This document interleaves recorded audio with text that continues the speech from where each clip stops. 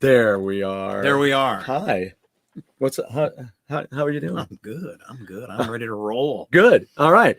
Dan's been with me before. You guys remember Dan? We did an interview. He's a local artist here in St. Louis. Plays a lot of classical guitar, and we got to know each other because Plays some of St. metal Louis too. music. Just haven't been doing it, but well, he know, plays we'll plays metal tunes again. Classically, right? Yeah. I do a lot of that. Yeah, you do Breaking the Law on your classical. Yeah, that's what it's about. That's breaking the law almost. Yeah, did Diamonds and Rust, did a version of that on Last classical, in Line, right? Yeah. And I did Last in Line. Haven't played it in a while, but I did work that up a few years ago. Yeah. Got some plans to do Nothing Else Matters. I got a few things that I want to start doing again.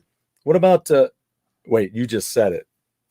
Nothing else. No, you just said, did you say Diamonds and Rust? I said Diamonds and Rust. I thought you did because I was going to say, what about, no, you already said that. That's what I was going to. Yeah, Diamonds and Rust. That's a good thing. Yeah, it's a good thing I thought that.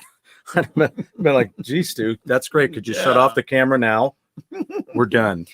All right. So KK's Priest.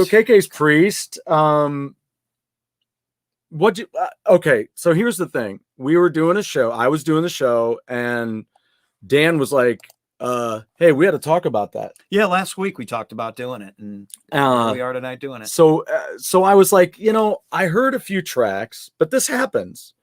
It's happened historically for people over the years. You hear Hellfire, a couple of Thunderbolt, tracks, heard one or two songs, and that was it. And then I had to hear the whole thing. But you were a little more positive about it than I was. I'd heard a couple of tunes, and I was like, I don't know.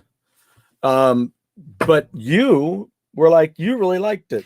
Yeah, I mean, it's got its moments where it's like, they borrowed from this song, from that song. Yeah, as a full record. But when you'd only heard a couple of tunes. Yeah, as a full record, I gave it pretty high marks. Okay. I gave it a B+. I think we talked about that earlier. We did. Yeah. We did a B+. Yeah. I mean, I'd be in that range.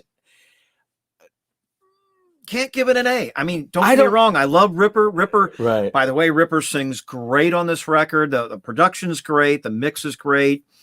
I was just a little disappointed on a little bit of the songwriting here and there. It wasn't like bad, but there was too much, like we were talking earlier about, there were elements of previous Priest songs that entered into some of these songs on this record. This is true, but let me do this. Okay, so first off, let's just talk about the record. I'm pulling this information straight from KK's website, where it says Sermons of the Sinner. Let's see, KK's Priest, Sermons of the Sinner, 10 new songs available on CD disc, single disc vinyl with bonus CD album.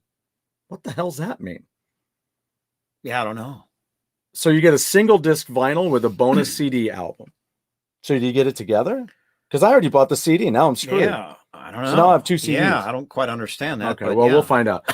Digital download and via streaming is a musical statement that KK Downing's heavy metal ride is far from over. I can't read right tonight. I'm sorry. After his extended hiatus. It was 10 years, right? Yeah, it's been about that. Yeah. The whole concept is, in fact, which I can't believe that. It's 10 years. Where does it go? The whole concept is the fact that I continue proudly to be who I am and what I am and do what I do, declares KK. It's been nearly 10 years. I'm back making music. KK's Priest includes singer Tim Ripper Owens, yes, guitarist AJ Mills, bassist Tony Newton, and drummer Sean Elg, and guitarist KK Downing, of course. Mm-hmm. They have unleashed an album with a modern sound that harkens back to what fans have always loved about KK Downing and his music, and which still sounds fresh, including the high-speed album opener Hellfire, Thunderbolt, Raise Your Fists, and Wild and Free, which I will say there's a lot of anthems on this record. Yeah. So a lot of firepower type sound on this record. I thought Firepower by Priest kicked ass. Oh, that was a great album. And as we both thought, there's elements of that on this KK Priest album. And KK wasn't even on that. Yeah, and he wasn't on that. That's what's odd. Speaking of which, we were just talking about Faulkner too earlier. Yeah, that's a shame what happened with Richie Faulkner. And when did you say it happened on stage? It happened in September.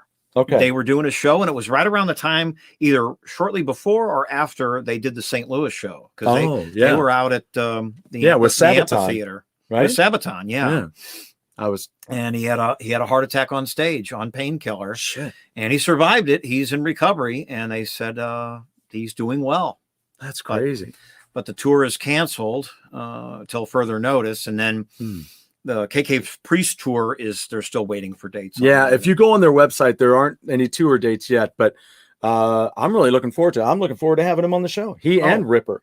Oh yeah, I got a great Ripper story. So anyway, the guitar interplay is intense and inspiring, and the band is firing on all cylinders. The track listing is Incarnation, which is 58 seconds long. It's an intro, and actually, I wrote down the lyrics to it today.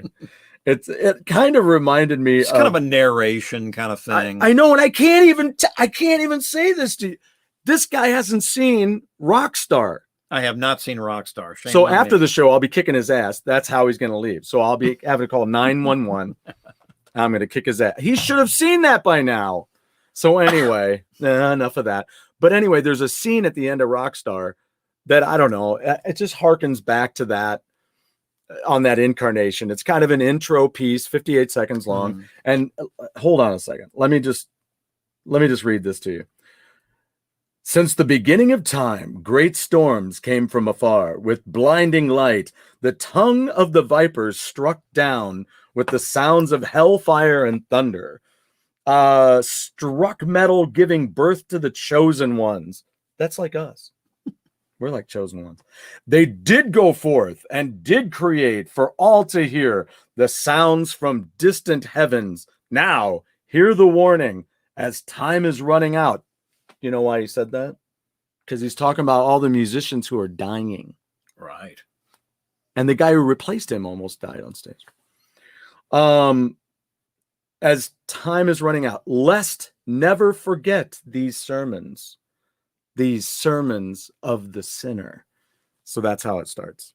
But it's much more, Right. So then they go into Hellfire Thunderbolt, which is 3 minutes and 58 seconds. I'm mentioning these times because of something I'll get into in a minute. Sermons of the Sinner comes next at 5:25. And then it's Sacerdote y Diablo, which means priest and devil. Oh, okay. Is what that means. At 5:34, Raise Your Fists at 4:10 comes next. Sixth track is Brothers of the Road, which is only 3 minutes and 22 seconds. That was my least favorite track, but we'll get into that. Yeah, later. you think so? Okay. Yeah. And then they have Metal Through and Through, which is epic 8 minutes and 13 seconds. Wild and Free, which comes right after that. You mentioned something earlier. We'll talk about that in a minute, about the keys of these songs. And it's 4:15. Hail the Priest at 5:43. That's a little over, almost 6 minutes long. And lastly, track number 10 it harkens back to Priest. What is it? Yeah, Return of the Sentinel, which is kind of a continuation of the Sentinel. Sentinel and it's 2 Defenders seconds. of the Faith. Yeah. That's it. And it's 2 seconds shorter, shy of 9 minutes. Yeah, it's a long tune. Which we'll talk about that. Yeah, We'll talk about that. Yeah, so we'll let's get to the introduction. Yeah. What'd you think about the introduction? It was cool. Yeah. Yeah. I mean, it fit what the theme of the record is supposed to be. Yeah. It's very good. The cover. Let's start. I'm sorry. Let's back up a little bit. The cover is really cool. Yeah. And of course, there's the thing, because he's got the hood. Well, I could probably show it to you. I should probably pop it on here. But yeah, the artwork. I can just put this back up. There it is, right there. So you'll see that there's little tracings of hair on there. Oh, and I could do it this way too. I love when I think of things on the fly. Don't you? It makes me happy. So I'm going to go in here and a zippity boop. There we go. And allow and pow. There you go. So there's little tracings of hair that are coming down from him. And of course it says, maybe it's KK and maybe it's not. Well, you don't see enough. I'm thinking that's who it is, but you don't see enough of him to really even worry about it. Right. Is that KK? I don't know. It's a painting. Yeah. Either way, it's not him. So, but it is him. So anyway, so there's your track listing right there. Now, the only thing I don't know, because I don't own the record, is I haven't checked out who produced this album. I didn't look for the producer as well. Okay, well, let's do this. If I go in here, in the meantime, while I'm looking for this, let me tell you. They had Tom Allen for many years. Oh, Judas well, Priest yeah. did, and then they had Chris Sangarides. Yeah. Is that how you say it? I don't know if I got that correct or not. Not in my world, you don't. I'm sure I'm wrong. Not in my world, you don't. I've always pronounced it Chris Sangarides. Oh, I have no idea. Because I'm so worldly and in no way better than you. I'm not trying to say that. I'm sure I got it wrong. I could almost bet that I got it wrong. Well, you know what I got wrong for years? I love the books by, I own them. I haven't read them all, but I own them. I used to call them the Sword of Shannara, the Elf Song of Shannara by Terry Brooks. Mm-hmm. I saw a Terry Brooks interview at Shannara. For decades, I've been calling it Shannara. Okay. It's Shannara. Okay. I'm like, son of a... Like, how many decades have we called it Bachman Turner Overdrive? Yeah, and you told me Randy Bachman the last time I was here. You know, for the last 45 years, that I thought was Randy Bachman. I know. Bachman. Which now, am I supposed to say Stephen King's early pen name was Richard Bachman? Yeah. Well, just like Mel Scratcher, but it turns out it's Mel Shacker, the bass player for for Grand Funk. Yeah, right. You know, because I watched that interview the other day, and I was corrected on that. It's amazing what these interviews do. How many years did we go with? Is it Pert? Is it Part? Is it Peart? Yeah, and it's Peart. Mm-hmm. So what the hell was I looking for?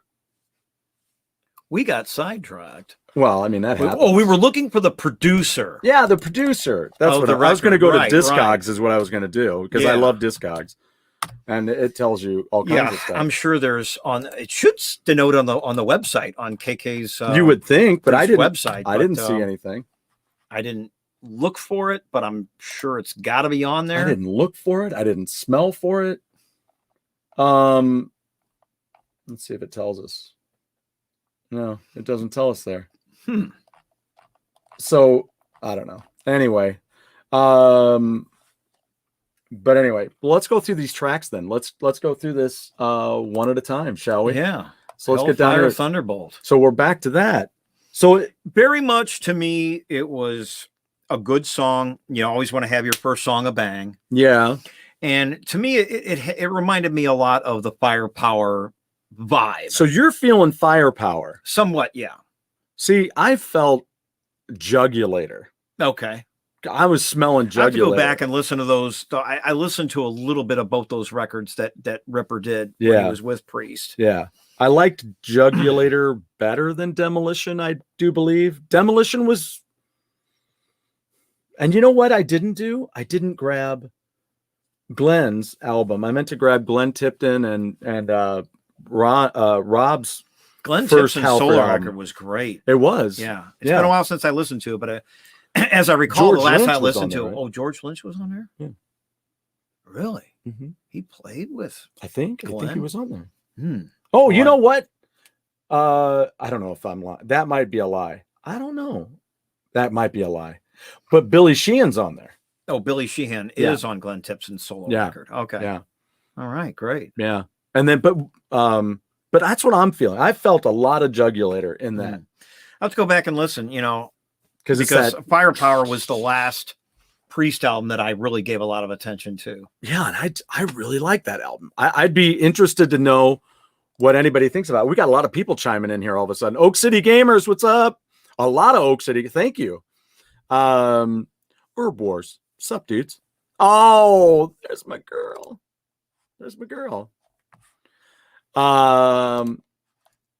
So yeah. So what are you saying?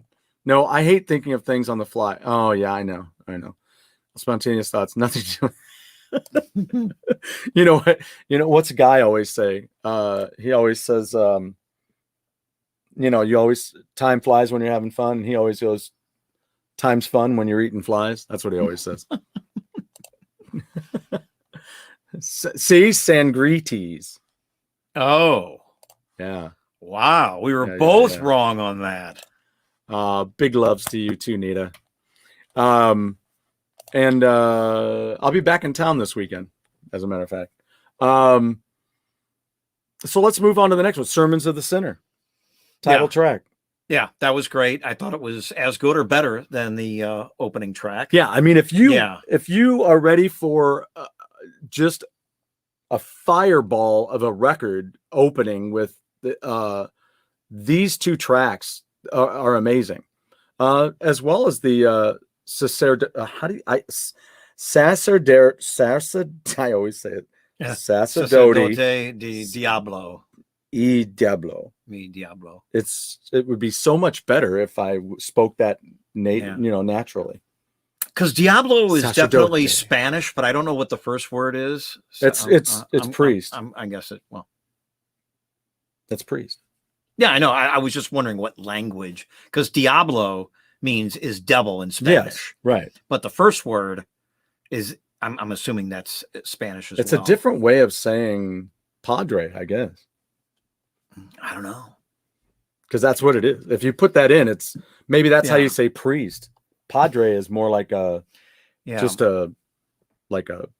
that priest? Yeah, that's not. Padre means father. Father, in Spanish. That's right. Yeah. Right. Duh. Yeah. Anyway, so good tune. Another great tune. Yeah. Yeah. Razer Fist comes next. Razer Fist was a little more. It was a good tune, but it was a little too commercial. I have the same problem with the couple of commercial songs. There were really only two songs that I didn't care for. I don't want to say I didn't like them, but because the thing is, like with me going back to Judas Priest, is like I always couldn't stand, Breaking the Law, and I didn't like Living After Midnight. I kind of had the same attitude a little bit with Razer Fist. It's not as bad. It's not as pop cheesy, but compared to the rest of the songs, it's a little more. Razer Fist was kind of pop for me, and it's 410. So the thing I think about with these is that somewhere along the line, you have to give an audience something, right? Like Turbo Lover, right? I love that song. Yeah, I mean, that pop side of me loves that. Yeah, like I have a playlist that's called Pop Metal. Yeah, it's just fun. It's fun. A lot of other United, people like it's an anthem, but it was kind of I like United, but it was one of those rah songs when you're doing it in concert. You get everybody going, United, right? Because they had Take on All the World right before that. Take on the World, yeah. That was off of Hellbent for Leather, yeah. Or originally called. Oh.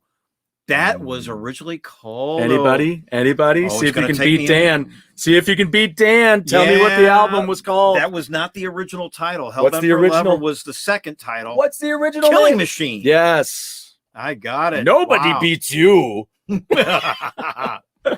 Killing Machine. Killing Machine. Yeah, I actually they had to change it because it wasn't like in the United States. They didn't accept it or something. Yeah, but Hellbent for Leather. I don't know. Hellbent for Leather. It's a little more biker theme, which is America, Harley Davidson, made in America. Well, like Virgin Killers was too racy. Oh, Scorpion's original Virgin Killers. That I read an article about that, recently, and they talk about how because I was gonna do a show about albums that had to have the covers changed. And that was the first one of theirs that had to be done, and Rudolph really was pushing it forward.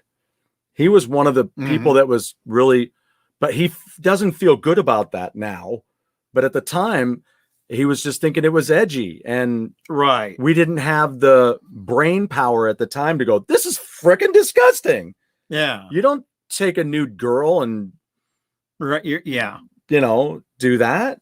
That's, I don't need to see that. Right. Not for entertainment's sake. They cleaned it up for the American release. They changed it. I think Uriah Heep did the same thing with Very Heavy, Very Humble. The first record was just kind of like... Yeah, like a death thing. Cobwebs over a weird looking face. Yeah. And then they changed it to that weird artwork, the black and white artwork. Yes.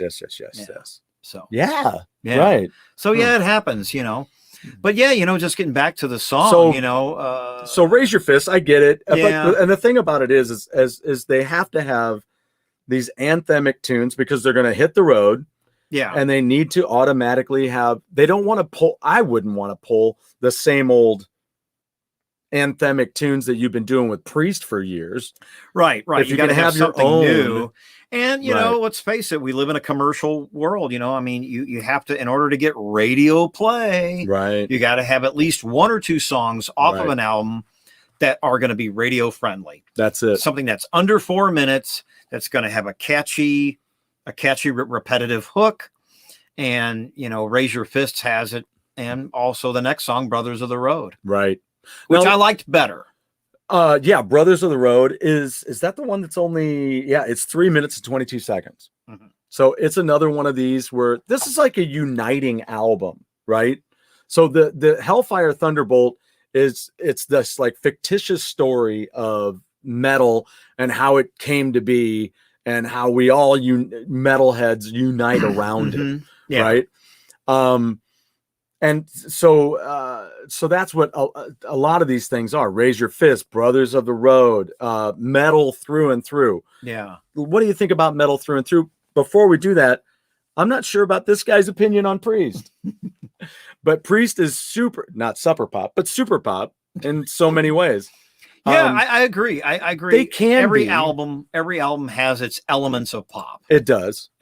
Like, God, Johnny Be Good. Yeah, that was weak. That was in the when they did that was in the Buffy movie. That was on the that was on Ram It Down. Ram It Down, which, my God, that album had some really heavy stuff on it. Yeah, and to hear Johnny Be Good, are you kidding? Yeah, I know. I was like, it's like I didn't like it. It's like when Twisted Sister did Leader of the Pack. Oh, geez. And I'm like, what? Yeah, I'm like, that's actually sung by a woman. So I'm like, what? I don't know. So Diamond Head, Saxon, yes, these are all awesome. Yeah, they're much less pop. Motorhead, of course. I mean, Dokken though.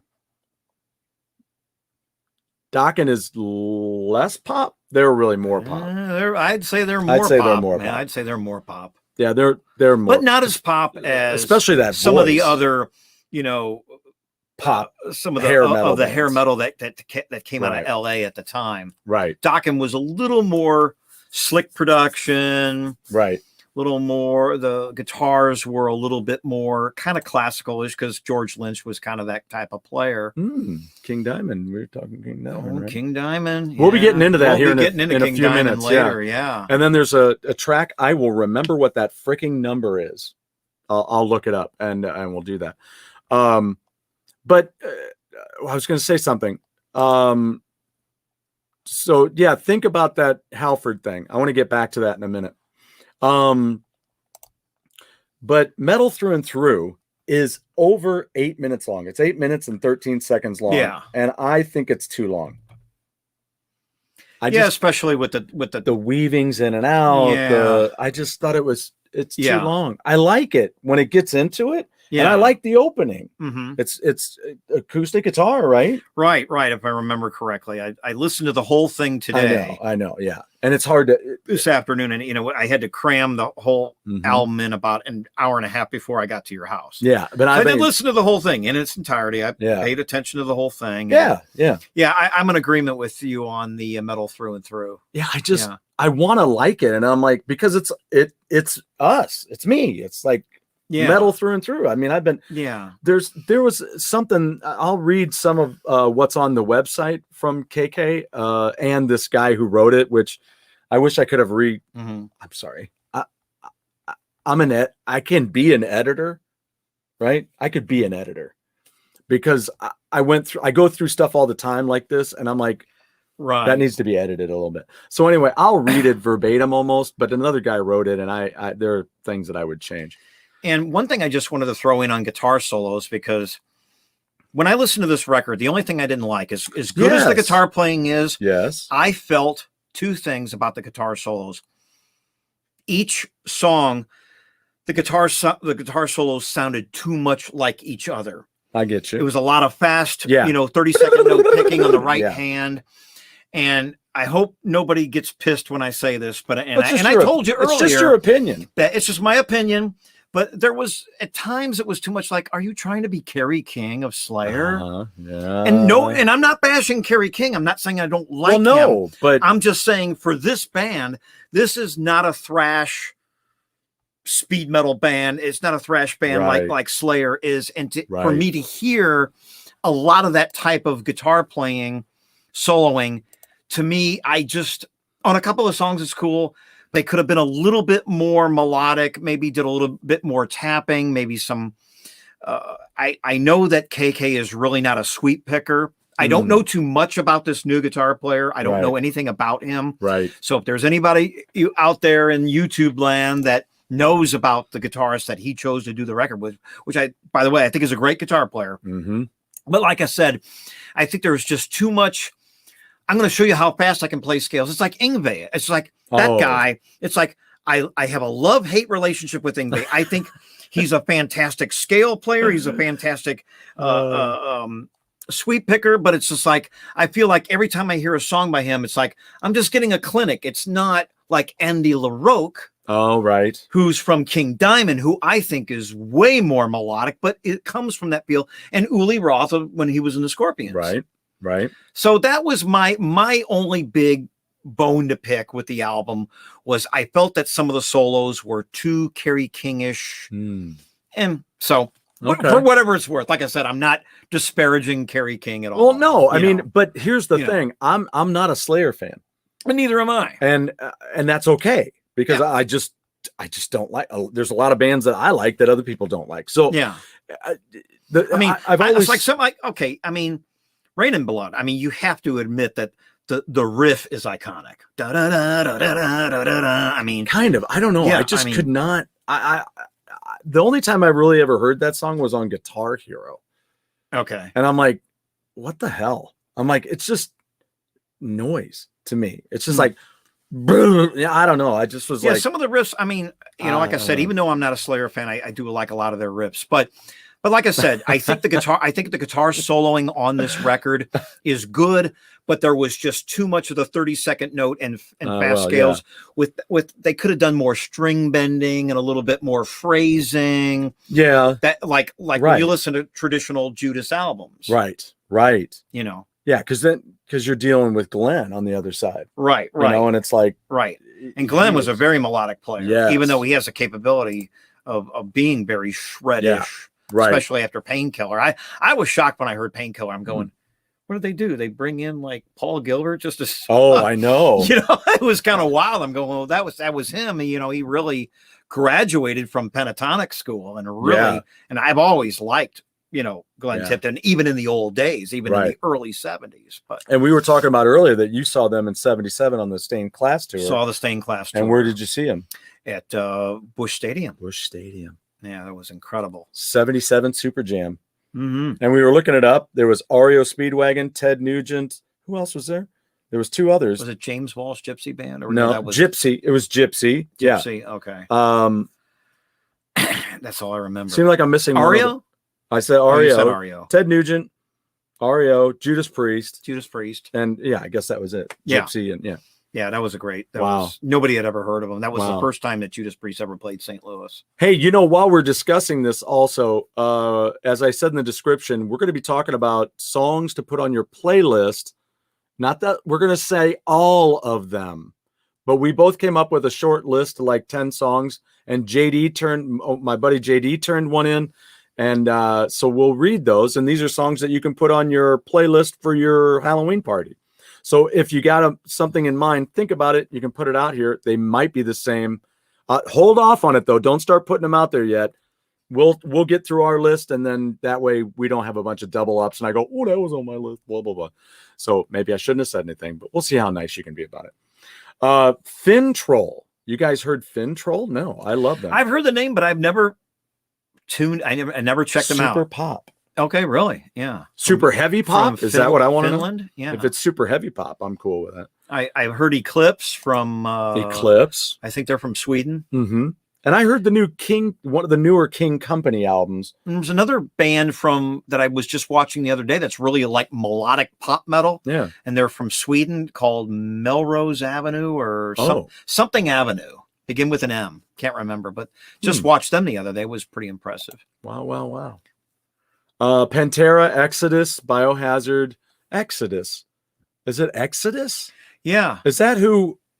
Kurt Hammett was in Exodus. I don't think he was an original member, or maybe he was and he left. I can't remember when he left Exodus before he got into, but that was the band he was in before Metallica. Oh, do you know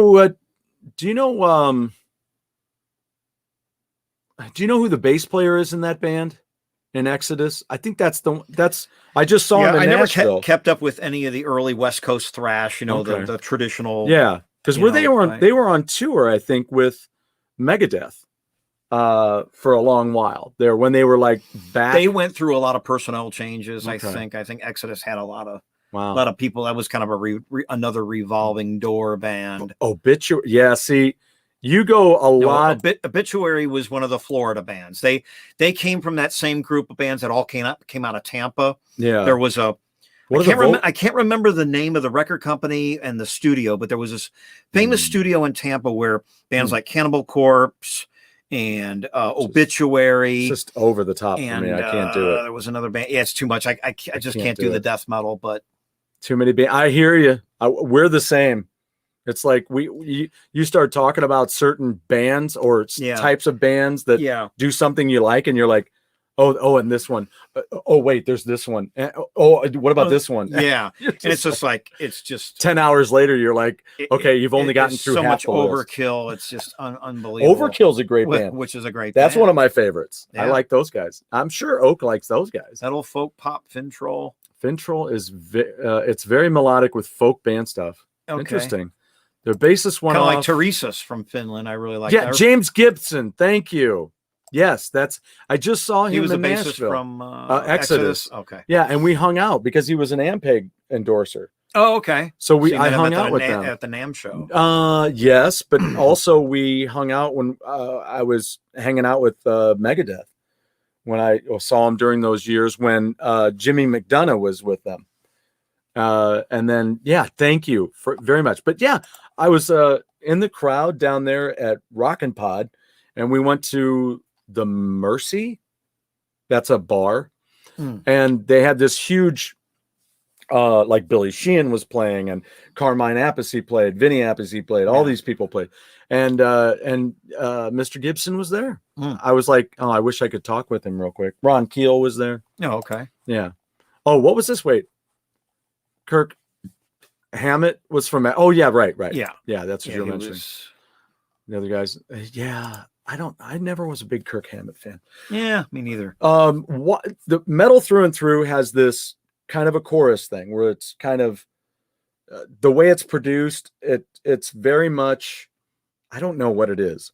There's a moment. It's not a cappella, but it's very prominent, right?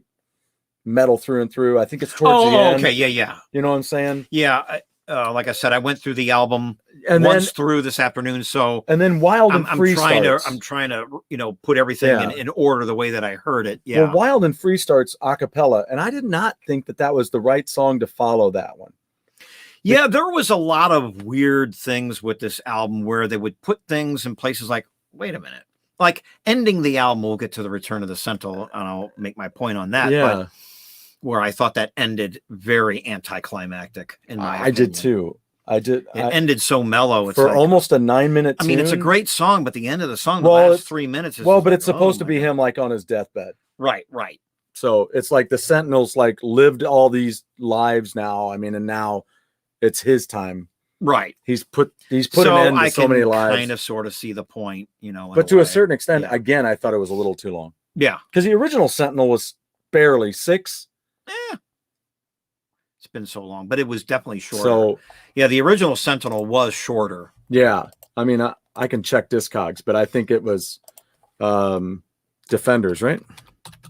Yeah, Defenders. Did you see that tour? No, I only saw. I did. I saw. Because you saw Screaming for Vengeance. Yeah, I saw them 3 times. 3 times? 1977, the Stained Class tour. Okay. Saw the British Steel tour in 80. Okay. And then Screaming for Vengeance in 82. 82. Okay. So I saw him 3 times. I never saw him anymore after that. Well, what was really interesting earlier is Dan and I were talking about it. He saw Iron Maiden on the Number of the Beast tour opening for Priest. I saw them opening for the Scorpions that year. And it was they came through twice in just a 2-month period. Oh, dude, 5 minutes and 4 seconds. Oh, okay. And this one is almost 9 minutes. But yeah, Priest in 1982 came through twice. They came okay. once through with Scorpions. Okay. And then the second time they came through not with headlining? with Iron Maiden. Not headlining with Scorpions? Yeah, I think Scorpions opened for Priest. Oh, you think Scorps opened up? You know, I didn't see that because when I saw them, when I saw Priest, when they came through the second time, it was Axe, then Iron Maiden, Axe, and then Judas was the headliner. Axe, and I got to see Clive Burr, the yes, original we drummer. did. Yes, we did. That was great. That was his last tour and Bruce's first. Yeah, so that was pretty cool to see. Yeah, it was cool to see Bruce on his first. Absolutely. I want to make sure that we do this too. I like Metallica's ease of entry. If you go back, it gets more and more metal. Yeah, I remember hearing "Kill 'Em All," thinking it was the best thing ever. I know. I remember hearing "Ride the Lightning" and "Master of Puppets" and thinking the same thing. I just thought this is finally what I'm looking for. It was metal pushed just a little further and so fast, but so well done. Yeah, you know. So here, Kirk Hammett's not one of my favorites, but I love those Metallica years. Yeah. You know, I can't. And then I never got into. You can't beat the riffs. I mean, you know, Lars Ulrich takes a beating from a lot of drummers. A lot of drummers can't stand him. I don't understand that. Which I never understood because, okay, maybe there's probably technically better drummers. I get that. I guess. But my thing with Metallica, since it's his and James Hetfield's band, right. They started it. He just fits. Yeah, like him or not, you know, technique, you know, and I'm not a drummer, so I can't stand in judgment on drum, you know, drum technique. But, you know, as much as he gets ripped on, I see so many times on YouTube where people, Lars Ulrich sucks. I don't know what that's about. What is I don't know what it is either, because he fits what they do. And he, you know, and if he was so bad, I mean, he wouldn't be in the band, exactly, obviously. And recording. Right? So Bob Rock's not going to sit there with a shit drummer. Yeah, I mean, he's going to be going, get me another drummer, like many years with Kiss. Yeah, you know, when they get different drummers, or when Def Leppard, they got another guitar player to come in when they were all messed up. You know, you got to do what you got to do. But I mean, if he sucks that bad, you're right. Yeah. But so I always thought that really Lars Ulrich kind of got a bad rap by too many drummers. Yeah. And I like this idea. The Black Album suited my newer, more mature life. I really like that record because again, I span a certain area. So people are like, it's more commercial. You're like, I don't think it was uber commercial. Freaking Judas Priest was going more commercial. Yeah, I mean, when you look at, you know, I mean, let's face it, when you look at the two albums that I think were Judas's most commercial albums were British Steel and Point of Entry. Well, yeah, I mean Point of Entry was Point of Entry had some weird songs on it that I just thought they were I mean, Solar Angels was great. Oh God, Desert Plains is good. Ooh. Yeah, Hot Rockin' still was a good tune. Hot Rockin' had Heading Out to the Highway's a good tune. But there was a couple of songs on there. All the Way, Troubleshooter.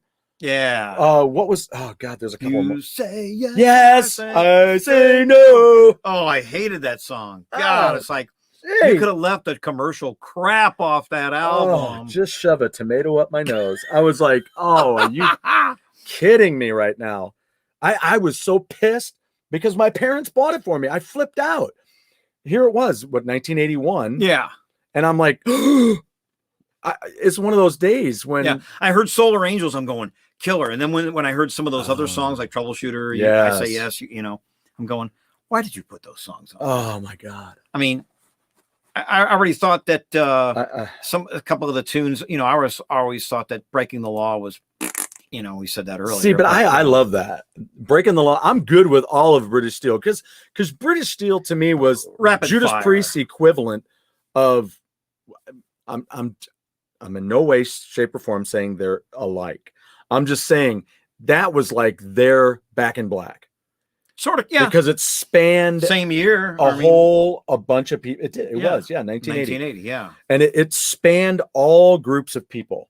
So it was like it had the pop stuff. Like you shook me all night long. There. Yeah. You shook me all night long is the equivalent of like some of the tunes. I guess their producer was thinking, or the recoverer was saying, "Hey, you guys put out these iconic albums. You're kind of prog, not prog, but metal with a prog twisted on some of the earlier albums, and then all of a sudden you get to, British Steel, and it's like the producers are wanting something more radio friendly. That's why they had to do Living After Midnight. That's why they did Breaking the Law, and United was kind of, it was what it was. It was. You could make an argument for Grinder. Grinder was a little bit. Grinder's awesome, but Grinder is cool though. Oh. Yeah, but if you're gonna pick up my favorite song as far as guitar and being a little edgier, the edgiest song on there was definitely Rapid Fire. Yeah. Oh yeah. Oh, and what was the what's the other one that I can't think of? Doo doo doo doo doo doo doo doo doo doo doo. Oh yeah. Oh god. And Metal Gods was on there. That's not United, is it? No, I think that's it's The Rage. The Rage. Oh, yeah. That's you know what? The Rage is actually pretty cool. Yeah, you were talking about Gil earlier. He showed me that riff, doo doo, because it's on the bass. Right? Okay, yeah. That Ian Hill riff, and he told me later that he would use that to warm up. He's like, I use that riff now to warm up. Oh, okay. I was like, cool, that's cool. I am not a fan of Load or Reload. Once they did Garage Inc. Metallica, I was done. And then King Nothing was a cool song. I don't know if that was on Load or Reload. That was off one on of those Reload. songs. I actually did like that song. You got to remember too, this is the early 90s. All of a sudden metal bands are going, oh crap, we got Seattle bands coming out. So all these metal bands, and Metallica was one of them. I guess we got to do our quintessential. Which is why they ended up on Lollapalooza. Okay, yeah. So when they had enough material to make that tour, because they had 3 albums, because Load, Reload, and I guess was it Garage Incorporated. They sucked. All I'm saying is I'm not saying there weren't good songs. Yeah, like I said, King Nothing was, but there weren't many. Yeah. Let me put it that way. When I was putting together a 2-disc compilation of killer Metallica stuff, I found more on Death Magnetic than I did on Load, Reload, Shitbag, whatever else they put out in the meantime. Yeah. They weren't good. They were ungood. They anti-good. Yeah, it's interesting. Yeah, you have a cool wide range there. It's stuff I can't get into it. But I mean, that's cool, man. It's good to have a good wide range like that. Sometimes I wonder if some of my stuff is a little too tight, but I mean, that's okay. That's just me. I don't like to run the gamut, and I like melodic, and I don't like things hit me like jazz. Jazz hits a lot of people like noise. They can't handle it. It's just too busy. They're like, and jazz is a lot like, I love it. Is a lot like rock and roll or metal. There's so many different genres. It's like, well, pick a genre because, you can go. You can go Dave Brubeck. You go back to the bop. Well, and you can go, yeah. I mean, if you want to go back to the beginning of, I don't want to stay too off of. That's okay. It's fine. It's all music. But I mean, like, to me, jazz was kind of like Dixieland ragtime in the early 20s. Then I kind of morphed into big band with Cab Calloway, the early years, and then Duke Ellington. You get into the 40s, which, because I grew up, and even though I never studied jazz, I'm more of a classical metal guy. Sure. I grew up in a household where I was exposed to all this jazz music because my dad grew up on big band and then bop. When you get into, like Miles Davis and Dave Brubeck and all the. Well, and we had Les Paul in there. Yeah, in the 1950s when jazz became more improvisational, it wasn't as much like the big band era, which was more like a full orchestra. Which is kind of when it started to breed fusion. A little bit. And then in the 60s, hard bop came in. It was, Art Blakey Jazz Messengers and Miles Davis started running his trumpet through a wah-wah pedal. See, I mean, nobody would do. And then you got Jean-Luc Ponty. Yep. In the 70s, Yep. mid, yeah. Al Di Meola. Yeah. Return to Forever. Oh God. You know, Lenny White, all these guys. And so many metal guys, really metal guitar Chick players, Corea. really give Al Di Meola a lot of props because he brought in the shred. Oh yeah. The shred, the fast guitar playing. Yeah. Look at Riot covering. I remember the band Riot. Yeah, they covered. They did an Al Di Meola tune. Yeah, they did Race on the Highway. Race with the Devil on Spanish Highway. Yeah. Okay, yeah. They covered that on the Privilege of Power. Mm-hmm. Yeah, it was amazing. Gen X. Yeah, and I was never a fan of grunge. I couldn't do it because I was pissed off. First of all, I'm like, what are you saying half the time? It's all moany and or flat or I mean, I don't understand what the rage is with Nirvana, but I just could never get into them. I mean, yeah, Frank Sinatra. There you go. All right, yeah, Frank. Guy hates Frank Sinatra.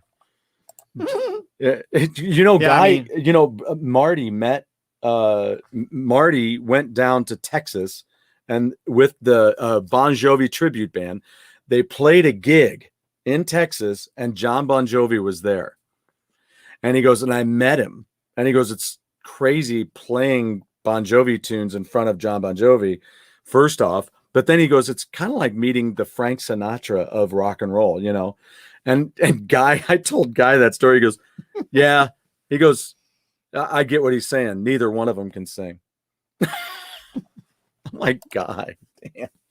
I always thought that Bon Jovi was a good singer, but he wasn't a great singer.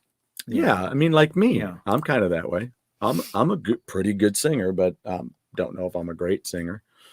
But I'm like David Lee Roth. I put on a good show. Sammy Davis Jr., yeah, Dean Martin, all those guys, Rat Packians. Yeah, it's amazing, and there are still people that sing like that. Biggest influence is Dr. Teeth and the Electric Mayhem.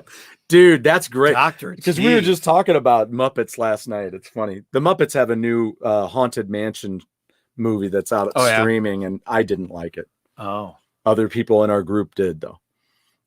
Metal band from... I own that. I know exactly what you're talking about. That was an HBO special, by the way.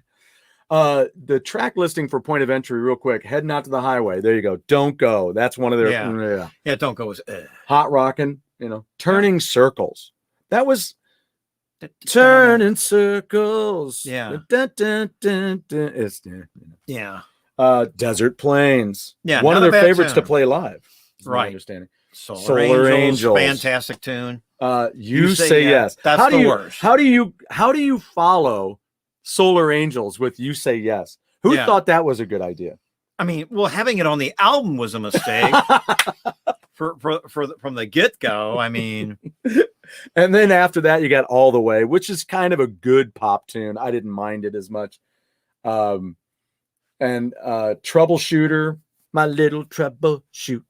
Is that the one where he's like got a funky little rhyme in there where he says he does that thing where they British alter a word to make it match. Oh, I can't remember. It's been so long. I can't remember the lyric now. Danger. It was like danger and anger or something. And I'm like, what are you doing? Troubleshoot, On the Run, because I'm on the run is a great song. Mm-hmm. That was a good way to end the album. But yeah, I'm going to go back to that situation we were talking about with, Hail for the Priest is really cool. That's a cool tune. That was pretty good. It's a little dark. It starts off dark. They're describing you're in bed and there's blood on the sheets. Is that the one that starts off with kind of picked clean guitar? Yeah. Okay. I think that's it. Like I said, metal through and through. But this one's I'm gonna have to go back and this one's kind of haunting in the beginning, and they may have that kind of guitar again. Yeah, it may be back. But yeah. But that was a good tune. But it was great. And then it busts out and it just, it's a good dark tune. And not too long. That's what I also liked about it. But Return of the Sentinel then, as an almost 9-minute song. When you're talking about the original was 5 minutes and 4 seconds. I just thought it was good. It had its moments. I get the point behind it being a sequel tune. Right. You know? Yeah. Right. Let me see what else. Thundersteel, great album by them. Yes. Yes. Way to go, Blake. Good to see you, man. So that's all the track listing there. Now, the thing about the band that we need to talk about really quick here is who's in the band. I was really freaking confused about who was in the band, who recorded the record, and I still don't know who produced the damn thing. I wonder if I can find that on I wonder if that's on like Wikipedia or something. KK's yeah, you Priest. might be. I did look up KK's Priest on Wikipedia and it wasn't there. Really? It just says KK Downing. Oh, hey there. Oh, there she is. The little princess is home. Hi. She's excited to You see gonna us. come see us? Hey, baby. Here, come here. Good dog. Oh, she's like, I'm visiting the guest, Dad. You must have shampooed her. I can smell shampoo. It doesn't say here. I want to know who produced this damn thing. And this is all that's all in German. I don't know. Yeah, there wasn't much information on Wikipedia on KK's Priest. Yeah, I see that. Oh, there is. Well, let's see. I must have been on a wrong page or Album something. in studio. Here, let's see what this does. See, this is still in a different language. Producers, KK Downing. Okay. So KK produced it. Okay. Self-produced. Not a problem there. Wow. Okay. So Tim Ripper Owens, KK Downing on the chitara. AJ Mills on chitara. On the basso, we have Tony Newton and Sean Elg is the Balleria. I didn't know that was a term for drums. Balleria for Basso, drums. that sounds Italian. Hey, it's a balleria. Yeah. There you go. What? He's a ballerina. No, I said a balleria. I'm going to beat on your head. But, of course, Les Binks was supposed to be on the album, but had a wrist injury and some kind of an accident. Mm-hmm. Yeah. So he was unable to do the album, and they had to bring in the Elg, Mr. Elg. Yeah, Mr. Elg. So if we go back to the information here, I want to know if anybody is really familiar with these guys, with these bands. Voodoo 6.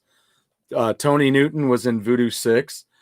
Who was the and a guitar AJ player. Mills was in Hostile. And I wasn't hip to either of those. Yeah, bands. which KK Downing evidently produced not only this new record of his own, but he produced the last 2 albums for Hostile as well. So I need to check those out. I don't know what the vocals are like.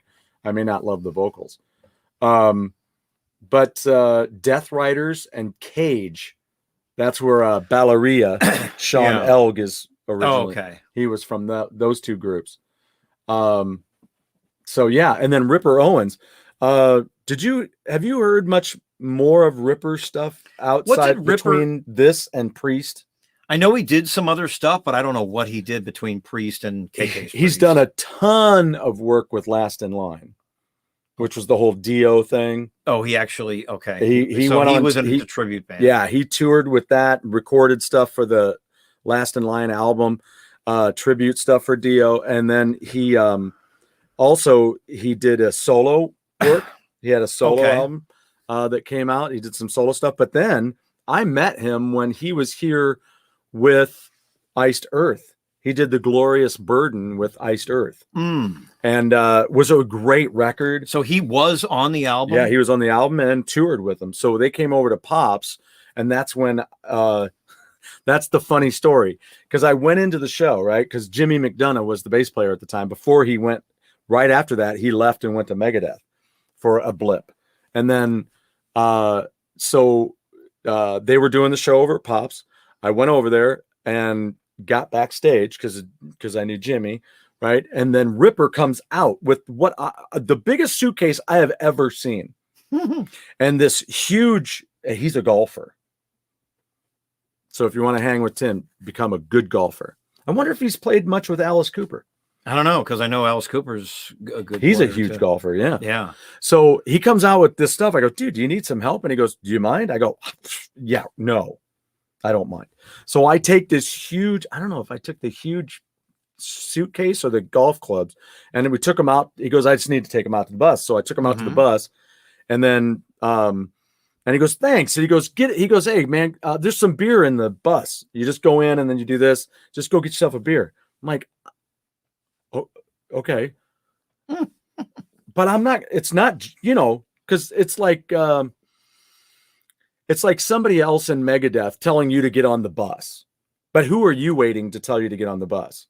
Mustaine. You don't get on the bus until Mustaine says you get on the bus. Well, I thought the same about John Schaefer.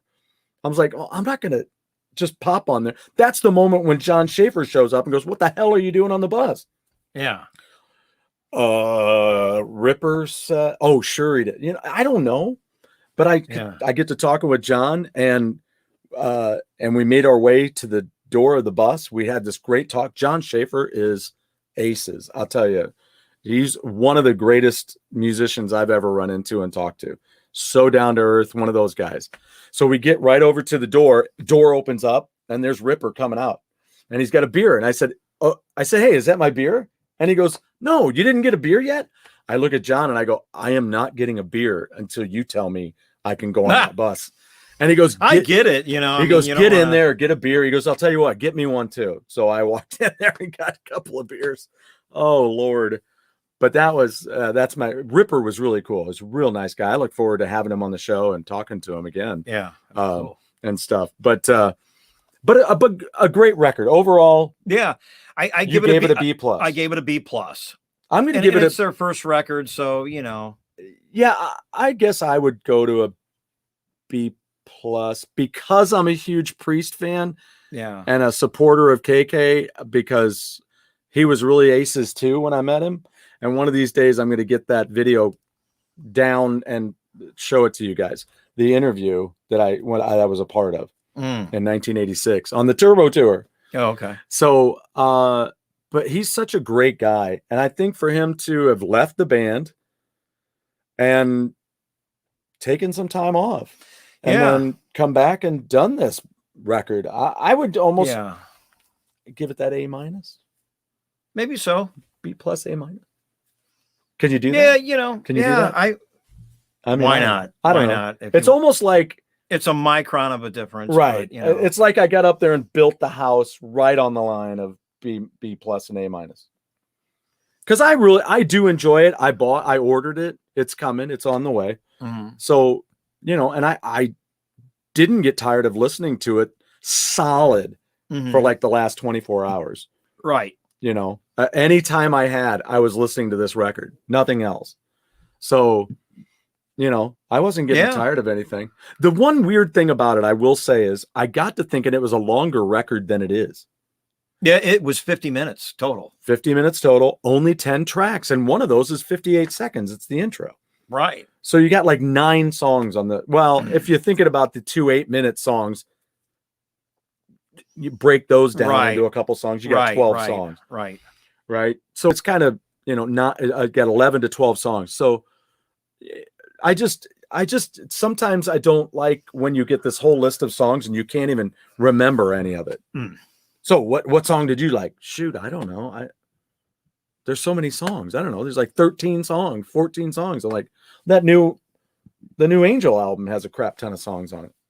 I have to listen to it. I haven't listened to it yet. Yeah. So, and that show's coming up next week. I'm going to go do that.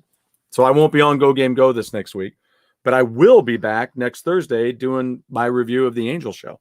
Oh, okay. And hopefully next Thursday is a review of the Angel show. Yeah, I can have a little. Where are they going to be at?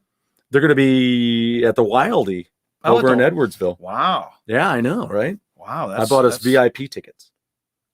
This is my birthday present. My birthday's coming up. So Frank and Punky are the only 2 original members. Frank and Punky. Yeah, but man, the rest of the band is aces, man. I mean, they're I've seen some live stuff of the current lineup. Yep. And it's fantastic. Yep. Yeah. Yeah.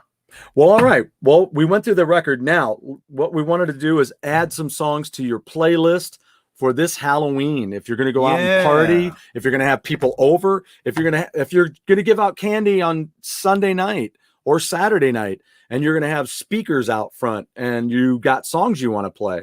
I'll pull up JD's list while you give me the first one on your list. Okay. I'm going to go, I picked 10 songs. We'll go backwards from 10 down to number 1. All right. I just kind of had to do it, even though I didn't like it. It's just kind of historical. 1962, The Monster Mash by Billy Pickett. Yeah. You know, I mean, Monster Mash. I mean, think about it. That's the doo-wop era or early rock and roll. Yep. You know. Yep. Same era as the what is it? The Purple People Eater. Oh. The one-eyed, one-horned, flying purple people eater. Yeah, I mean, the early 60s was the doo-wop era, which was kind of ran from 57, 58 all the way to about 63. And then you had Addams Family, Monsters, all that stuff happening too. And then rock and roll changed after that. Yeah, obviously you started getting more of the psychedelic stuff. Yep. Yeah, Dave Clark 5, the Beatles out and Rolling Stones out of England, and then in California you had the San Francisco sound, obviously, in the early mid 60s with, you know, Jefferson Airplane, Moby Grape. Oh God, there were so many bands that came out. Which something's going to hit at the end of your list too, right? Right. So we'll get to that in a minute. So that was number 10. Number 9, coming in at number 9 was Electric Funeral, Black Sabbath. See, now that's a pretty good choice. That's not one that would have just come to my mind. Yeah, because it's Black Sabbath maybe, but but Electric Funeral has that Halloween kind of feel to it, and that's I picked that one. Huh. And then Feed My Frankenstein, Alice Cooper. You know, and when I heard it, I'm going, that sounds a lot like Motley Crue. And I found out that Nikki Sixx plays on that record. Really? Or at least on that song. Yeah.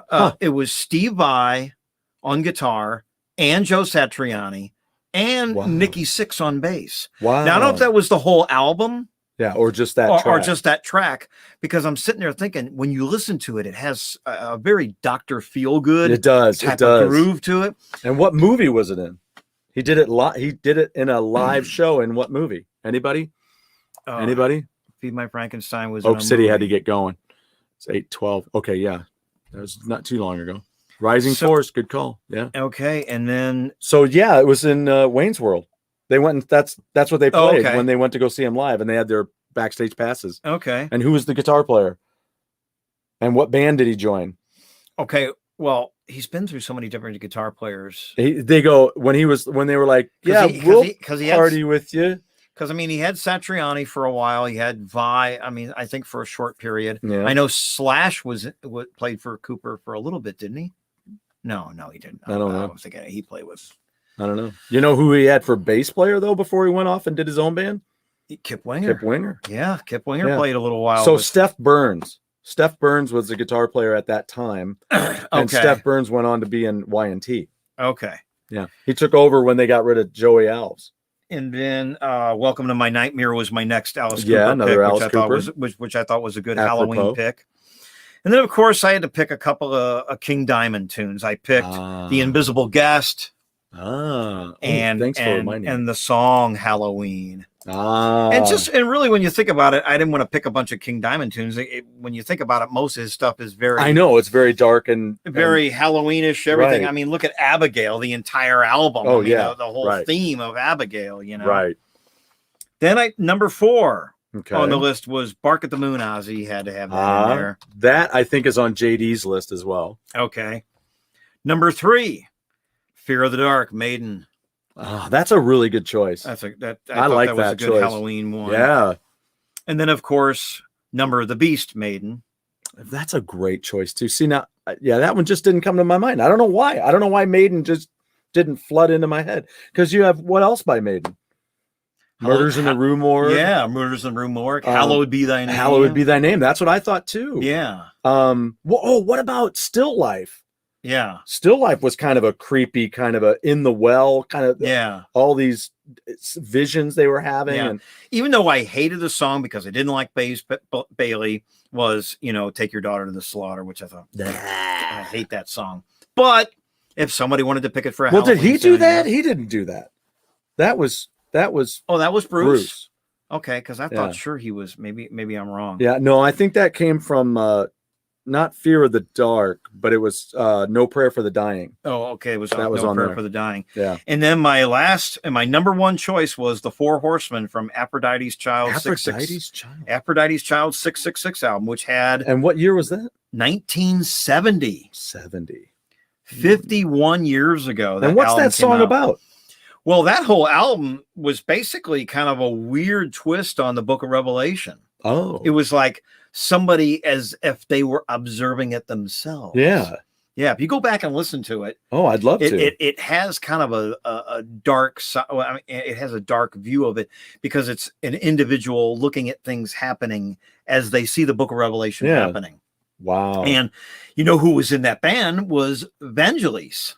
Remember Vangelis, really? the keyboard player? Of course. Yeah, he's one of the original members. See, that's how you say it. Or is it Vangelis? Well, I don't know. I always say Vangelis. I said Vangelis for many years, and then I've heard it say Vangelis. Well, and his last there's name another is one. Papathanasu. Oh, That's as Greek as you can get. What did we come up with? What's John Denver's real name?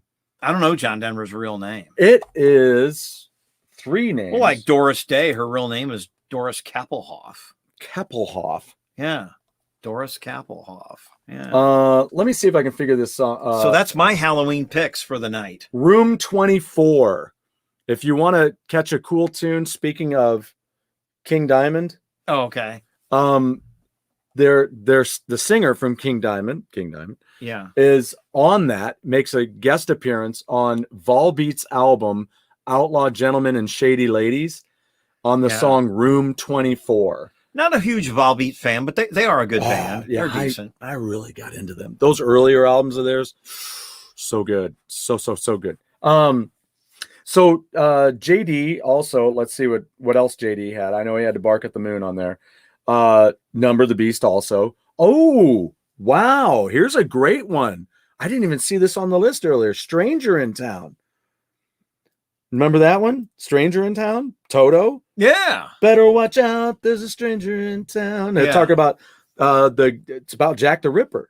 Okay. Yeah. The son of a bitch is mean. Is that what it says? Son of a bitch. It's been so long since I heard the song, but yeah. That's on their album Isolation, I think. Okay. Really, really good. People Are Strange. He put Witch Hunt. I put Witch Hunt by Rush. Okay. From Moving Pictures. Yeah. Somebody Watching Me by Rockwell. That's a classic. Even the video is creepy as hell. Yeah. Bark at the Moon. Shout at the Devil. Oh gosh. Yeah. Shout at the Werewolves of London. Running with the Devil. Okay. And then he's doing some theme stuff here too. He's got here Children of the Grave. Oh yeah. Okay. He's got Pet Cemetery. Hell's Bells. Yeah. That's great. Dream Warriors.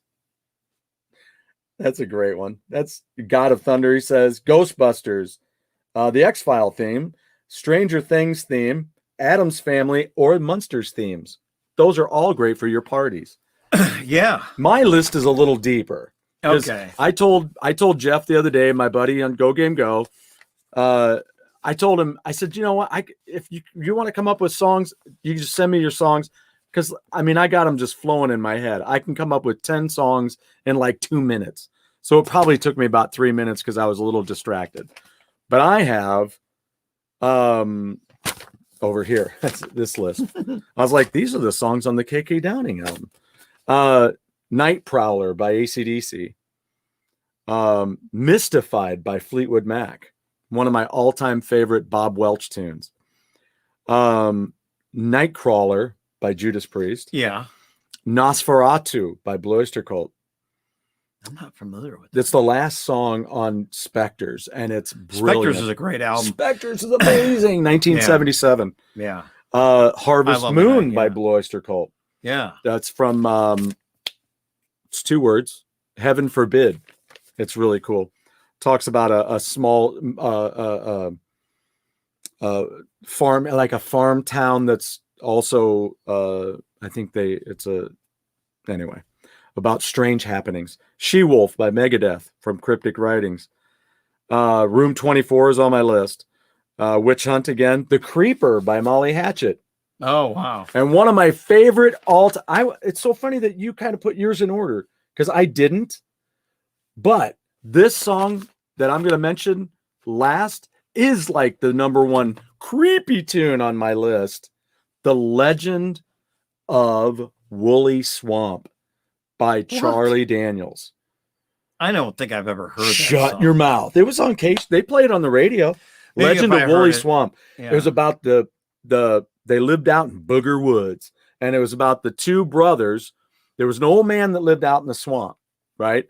And the two brothers, every night he would dig up these mason jars full of money, and he'd pour it out on the floor, and then he'd run his fingers through it. Well, one night these brothers, Jackass 1 and Jackass 2, saw him doing that, and they're like, "We're gonna rip his ass off." So they threw him in the swamp, and they stole his money. Oh my gosh. Right? Wow. So he's getting taken down by alligators while they're going to get his money, right? And they get it all in the mason jars, and they start running off. Did they get anywhere? No. They died in quicksand. And That's as hilarious. they went under, you could hear that old man laugh. That's if you ever funny. go back to the Woolly Swamp, well, you better not go at night, because there's things out there in the middle of them woods make a strong man die from fright. Things that crawl and things that fly and things that creep around on the ground. That is kind of a funny tune. Mm-hmm. It's great. Yeah, that's creepy. That's from Million Mile Reflections, I think. So anyway, those are our songs. Real quick, so those are some great ones. Add those to your list, your playlist. As far as things to watch this, The Phantom of the Paradise.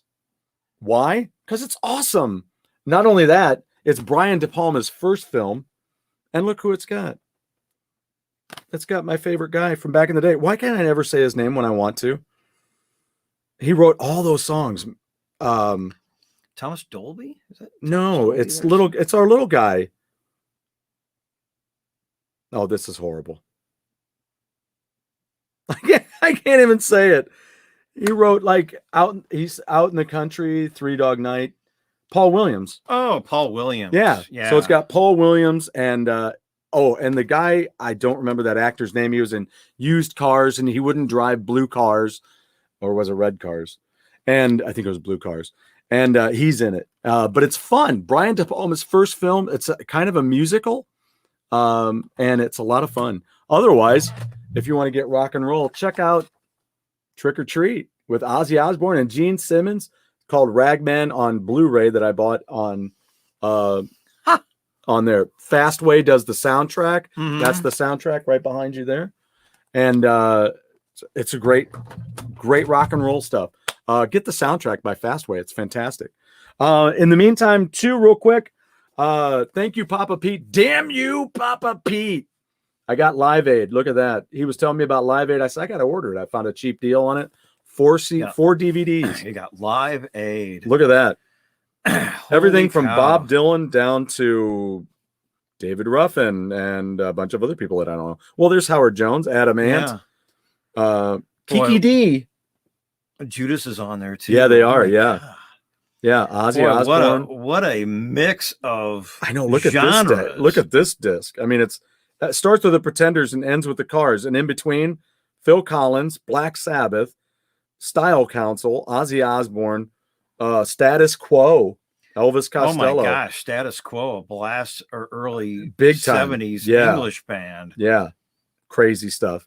Yeah. This was the one where Phil Collins was saying back in the day, people must have been sick of him because he was everywhere. And then he did Live Aid, and remember he was there, and they took the Concorde over and did the show here. I found this. Look at this. A single I found at an antique store. Valerie by the Monkees. Oh wow. Yeah, on Cold Gems Records. That was their record label. And look at this. Division of RCA. Tapioca Tundra. Because it says Cold Gems Records, but then it says that must have been a division of RCA. RCA, yeah. Okay. Yeah. Yeah. And then I found a couple of pieces of got some vinyl. Here. Oh. Now this one, I saw that movie when I was 7 years old. Did you? Look at that movie came out in 2001 Space Odyssey came out in 1967. Wow. It's that old. It's Jeff's favorite movie. And that is, who was the producer of that? Oh, it was Stanley Kubrick. Yeah, Stanley Kubrick. Yeah. Yeah. Yeah. And then I found this Stars. Attention shoppers. I've only Underrated band. Totally. If you guys haven't heard Stars, I don't care which album you pick up. Pick up Attention Shoppers. Pick up Violation. Good glam pop rock, late 70s sounding fantastic. band. Yeah. I mean, I didn't grow up on these guys, right? They were around. They East Coast band? Were they like from New York or Jersey or something? That's what I thought. They got that Jersey sound. So I picked this up, and I know Richie. Richie and I have gotten to know each other over the years. Of course, they were here in town when they opened up for Ace Frehley, with Angel and Enough's Enough. What's on that record here? This one? What do we got? Hold On to the Night. She, Third Time's a Charm. I'll Be There. Waiting on You. X-Ray Specs. That's a lot of fun. Good Ale We Seek. What a great song. Don't Think. And Johnny All Alone. Johnny All Alone's kind of an interesting track. What year did that record come out? This one is 70. Is this 78? 76? Because I thought that I was in high school 78. When they were kind of starting to come out a little bit. 78. I have their first record. With Fallen Angel on it. Yes. And Cherry, Baby. Yeah. So I immediately give Richie a call. And I'm like, dude, I just found Attention Shoppers on vinyl. So then I asked him a question. Years ago, few years ago, I bumped into some footage of Kiss backstage. Ace Frehley steps out of the dressing room, all in his gear and ready for going on stage. And he goes, "Where's Stewart?" And I wondered who the hell this Stewart was. Well, Richie has been working with Kiss for decades, right? Mm-hmm. And I said, "Hey, maybe you could answer this question for me." I said, "Who do you know who Stewart is?" And he goes, "Yeah, that's Rick Stewart." He goes, "I got him that gig." He said he was a tech with Stars. Okay. And then in between, so Stars got him the gig. And then Richie got him the gig doing some tech work with Kiss. And so that he's looking for Rick Stewart is who he's looking for. I was like, that's the story. That's so cool. Yeah, that's it. Also, if you one last piece of KK Downing, if you want to check it out, Heavy Duty Days and Nights in Judas Priest. I'm getting ready to read this, so we'll do a review real soon. It says here, KK Downing gives us an incisive look into the machinations of one of the greatest innovators in heavy metal. So I'm real eager to check this out. That and Rob Halford's book too. So I think that about covers it for tonight. Yeah. Good night. Everybody have a great weekend. Have a happy Halloween. Good Halloween. And I'll be back on Tuesday early because the brand new album, just as a quick reminder, I need everybody to know this and to remember, the new Wayward Sons album is out. It's called Even Up the Score. All right. We'll talk more about it. I'll probably do a quick little video of it. I say that because I'm going to do it. Quick little video about the album. I'll probably go track by track on it and just remind you of the first two records before Toby Jepson joins me Tuesday afternoon because, it's 6 hours difference there. So I'll catch him like 9:00 his time, maybe 9:30 his time. But in the afternoon, 3:30, you'll be able to watch it later if you can't catch it live. But if you can catch it live, jump on the chat and chat us up a couple of questions. Because I really want these guys to make it to the States. They're getting ready to headline, do a headline tour. He gets back into rehearsal on Wednesday for those. So everybody take care. Dan, thank you so much. Thanks for having me. Thanks for the idea last week. Oh, cool. And then poof, here he is. And we're looking for a tour. There are no tour dates on the KK's Priest website. They don't have any tour dates. But my guess is since Judas Priest is not on tour right now because of the Richie Faulkner heart attack, and I heard he is doing better. It was a successful surgery, and they actually, I saw a YouTube video of him actually talking, and he seemed like he was pretty strong. That's awesome. So that's good. So, sometime next year, should we expect? Hope just keep checking the KK's Priest website. Yep, they say that there are tour dates coming. Absolutely. So check that out. Also, read this about bit that's out there. Again, it's by Brian Reisman. There's a picture of all the guys out there in the band on the page as well. You can pick up the album or you can pick up the digital. You can get the CD, whatever you need. T-shirts are out there too. So I know I'm going to be checking it out. Hoodies, ball caps, the whole. They got a lot of merch. They do. Okay, well then we will be out, and I'll put this back up, and we will see you guys next week. In the meantime, remember, when you step out your door in the morning, you're in everybody else's world. They're not in yours. So be cool. And remember, we all got to live together.